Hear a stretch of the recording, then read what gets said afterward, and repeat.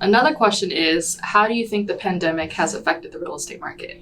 Yeah, so the pandemic has undoubtedly had an effect on the real estate market.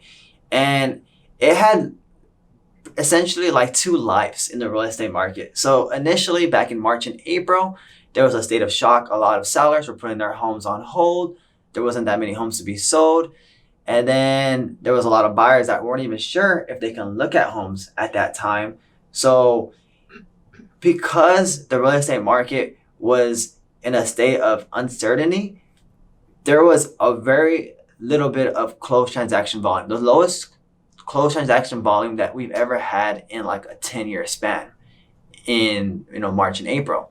And those buyers that were able to purchase homes got them at an extremely good deal.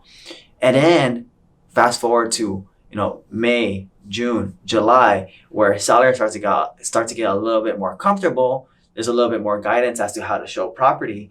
And now there is a rent moratorium where sellers aren't allowed to evict tenants. So there's a lot of homes that aren't allowed to be sold right now. And there's very low inventory. We're at still a deficiency right now in August, September, about 17% from this time last year. So, and then we add in that there's extremely low interest rates, right, through 2023.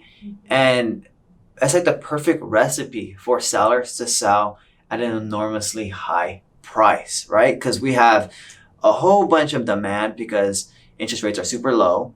We have a little bit of inventory, so those homes are getting bidded on, and they're driving up the price of the home tremendously to the point that we're having historically high prices, 12%, 13% higher than they were at this time last year. Whereas, historically in LA County, Orange County, we're looking at like 4%, 5%, typical appreciation. So it's a tremendously good time to be a seller right now.